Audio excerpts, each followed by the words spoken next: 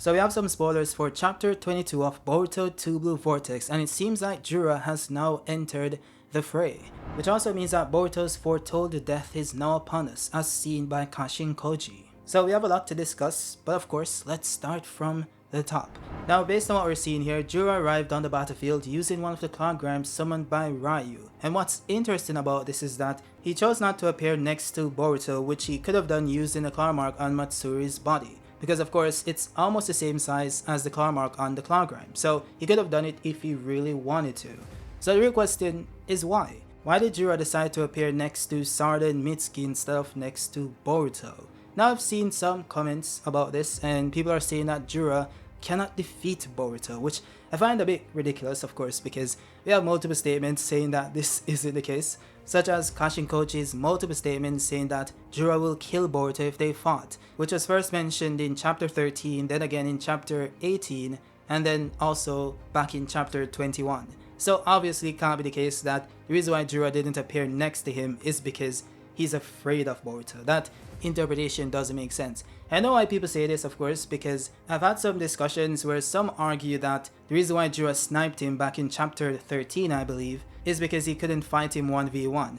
Now obviously that contradicts what Kashin Koji said, of course, including the statement that no one on the planet currently has the power to beat him. So I do think the proper interpretation would be that Jura decided to do it because he wanted to do it, not because he had to do it. But with that aside, I do think the reason why Jura appeared next to Boruto's friends instead of Boruto is a bit more simpler and a bit more obvious as well. And of course it has to do with said friends and also Boruto's Flying Thunder God. You see, Jura sees love as a weakness, something that forces one to act irrationally to protect someone they care about. And this was proven to be the case, of course, with Matsuri hesitating to kill Konohamaru because of the love she feels for him. And same thing when Konohamaru hesitated to kill Matsuri because of the love he feels for Moegi. This also happened with Boruto later on as well. The reason why he went to the battlefield despite being told that if he goes there he will die is because of his love for his sensei, Konohamaru. He wants to protect him, to save him, because he knows that he's going to die. And what most people fail to realize is that this entire scenario was a test for Boruto. Jura was watching the entire time. He knows that Boruto is watching everything because he knows that Ada has the Senringan, and he knows how it works, which was revealed in chapter 5. So this means that Jura just wanted to see if Boruto would succumb to love, which would of course lead him to saving someone he cares about, despite knowing that it will lead to a worse outcome. And one could argue that Jura doesn't see Boruto as a human per se, because I mean he does call him Boruto Tsutsuki every single time, which is a different species.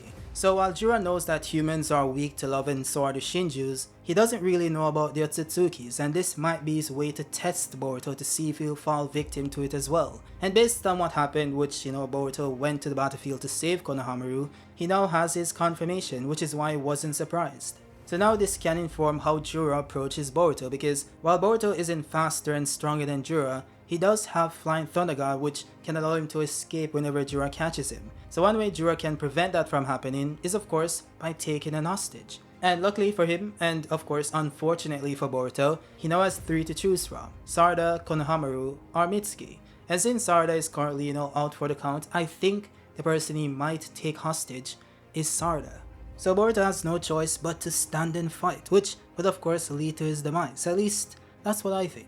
Now of course I could be wrong and he did this for some other reason, and I guess we'll see. Also, I wanted to address this here as well because I've gotten some comments saying that Ishiki or Jura has Ishiki's dojutsu because he has a triangle in his eye, which of course is shown in this panel right here. And of course if this was the case, he would be a tad bit overpowered, a Renegon mixed with Ishiki's dojutsu.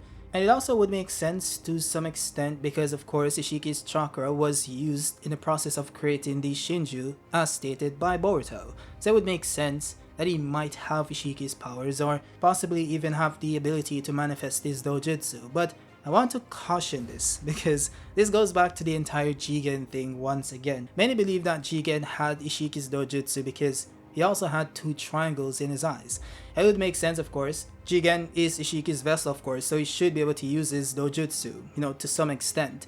But that wasn't really the case. And I know this might sound crazy because he was able to use Tsukunai Kona. Although he wasn't able to use Daikokuten, he was able to shrink himself and shrink stuff, which is of course Ishiki's dojutsu ability. And this might be some sort of inconsistency. And it could be the case that he did have the dojutsu itself, but there's this one panel which is prior to him becoming Ishiki's vessel and also prior to Ishiki attaching himself to his brain, which for some reason shows Jigen with these triangles in his eyes. So Jigen, for some reason, coincidentally always had these triangles in his eyes even prior to getting access to Ishiki's dojutsu, which would of course imply that this isn't Ishiki's dojutsu. So this is, I think, and the artists in the comments can of course correct me if I'm wrong, but I believe this is known as highlights, which artists use to give the eyeball a bit more depth, a bit more dimension and make it pop a bit more, instead of being something that's embedded in the eyeball itself. So it can be on either side, it depends on where the light source is coming from. I believe that's what that is, and that is also the case for Jura as well. So Jura doesn't have Ishiki's dojutsu, or at least I think he doesn't. I could be wrong, and I might be proven wrong when the chapter comes out, but don't get your hopes up, I guess we'll see soon enough. Also, I did make a vid a few days ago explaining why I believe Boruto will awaken the Jogan to survive this ordeal, and that's because I believe that there has to be something equal in proportion to what's about to happen that stops it from happening. So this has been foreshadowed since forever, that Boruto is going to die at the hands of Jura, and if Boruto tries to fight him, he's going to die, yada yada yada. Jura is all powerful, he's the greatest ever, he's stronger than Goku, all that lovely stuff. So if Boruto does step on the battlefield, defies what Kashin Koji tells him, and then he just survives because Kawaki decides to help him and he has his limiters removed, or maybe Momoshiki shows up, I think it would be a tad bit anticlimactic. And the reason why, as I said, I think it needs to be proportional. This is a life-ending threat that was seen as inescapable. And if it was as simple as Momoshiki saving Boruto or Kawaki saving Boruto, I feel like it wouldn't be portrayed as Boruto's inevitable death. So I do think the Jogan, being the star of hope, might have some influence on things that are inevitable, and that might allow him to survive something that he wasn't meant to survive. And it would make way more sense since we have no idea what the Jogan is capable of. And I did get some comments saying that it's too soon for the Jogan to arrive, and I do get where some people are coming from, but I just think that Boruto has been out for over 10 years, it's been since 2016, so I think it isn't too soon to have the Jogan. I think it's about time actually. It's been a while, it's been a long time. And then we can use that to allow Boruto to control the karma, and then we can move on to something else. I don't think they should save the Jogan for the last few chapters in the series like they did 6-part stage mode for Naruto. I think they should allow him to use it and let us see the abilities, and then level up to the next level of the Jogan and awaken more abilities and so on and so forth. But that's just my opinion. Of course you guys can disagree, and that's totally fine. I do think they could go a different route as well, which you guys mentioned in the comments, and this would be to, let's just say that Boruto doesn't necessarily get killed by Jura, but because Jura severely wounds him, he gets taken over by Momoshiki, and that then leads to Boruto's demise, and that is what Kashin Koji is referred to. So Koji knows that if Boruto fights Jura, he's going to lose, and then Momoshiki takes over his body permanently, and that leads to the worst possible future, with a now stronger Momoshiki possessing this powerful version of Boruto, takes over the planet and kills everyone, and plants a divine tree and sucks it dry.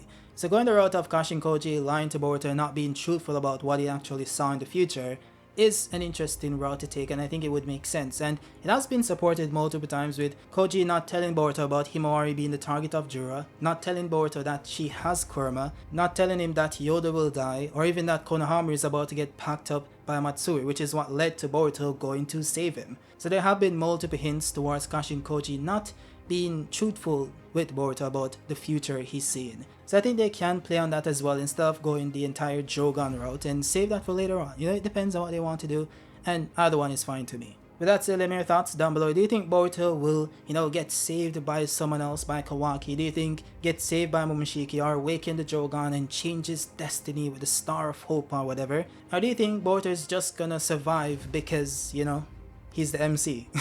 I don't know. Let me know your thoughts down below. That's it. I'll see you guys on the next one. Peace.